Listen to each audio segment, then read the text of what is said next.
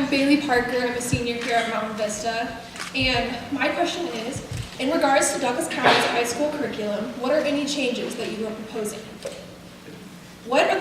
How will these changes that you propose better prepare high school students to become enlightened citizens and be better prepared for the future?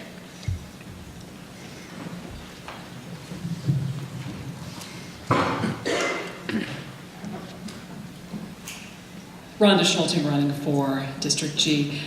To answer your question, quite frankly, the bottom line is to make sure that all of you can go where you want to go, whether college or into the workforce after high school. We have to enlarge the number of offerings that we have at the high school level. We have cut back in terms of cutting teachers and cutting the classes that are available to students.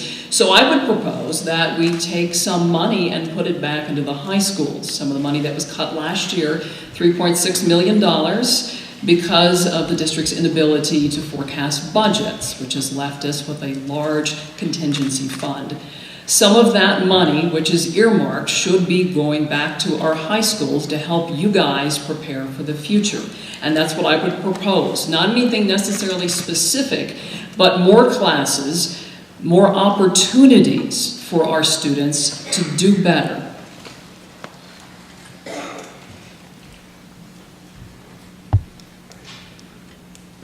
Good evening, Meghann Silverthorn. Thank you so much for coming tonight. I really appreciate the opportunity to be here in front of you.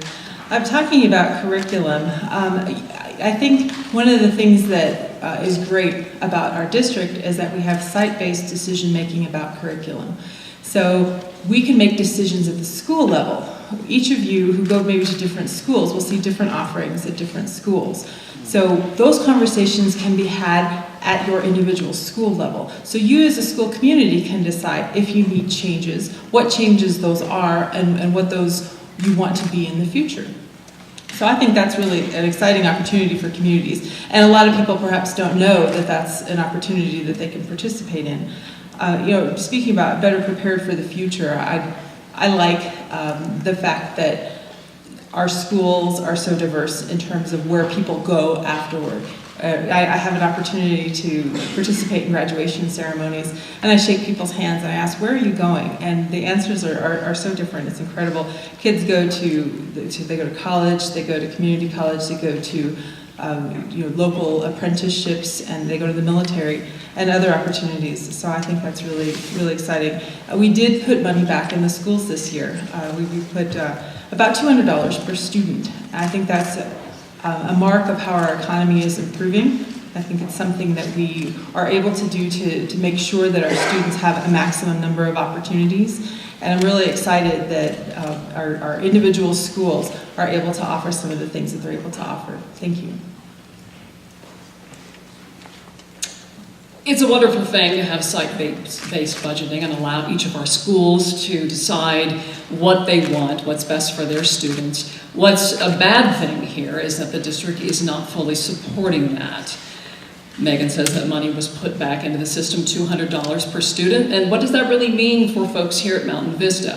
What does that mean for anyone across the district when a very miserly amount of money is put back in, when you're looking at a contingency fund, again, of $83 million that has been unspent and is not going back into the schools where we need it desperately.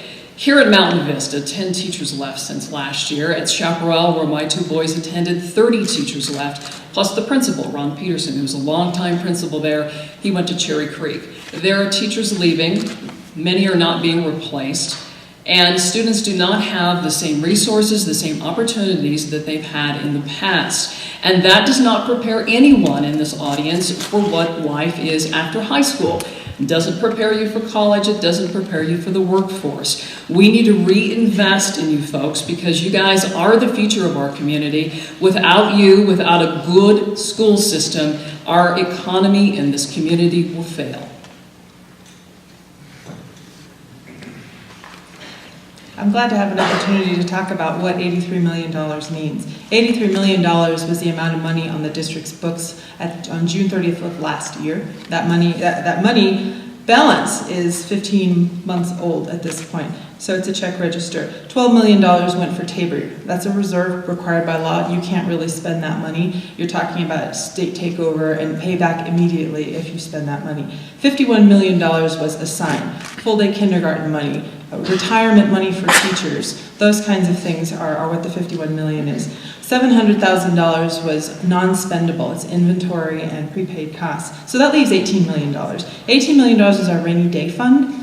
Some of that did go back to the classroom, I might add, last year. The rainy day fund represents less than 1 month's teacher salary. So I don't think that that's an inappropriate amount to keep in our reserve. The federal government has shut down. We don't do that around here, but the federal government has done that. And they pay for things like school lunches. They pay for special ed stuff. Imagine if the government shut down, meant no money to the schools, and we didn't have any money to replace that. So we now have that. We don't have to worry about a government shutdown. So I think that that's something that I'm very glad that the district has prepared for. The financial situation is a lot better than it was a few years ago. We are within the bounds of our means. We're doing the best that we can for our students in terms of putting money back at the schools. Every time we see an opportunity, every time we get additional tax dollars, every time we get revenue, we put that money back into the classrooms, back into teacher salary, and I think that's where it belongs. Thank you.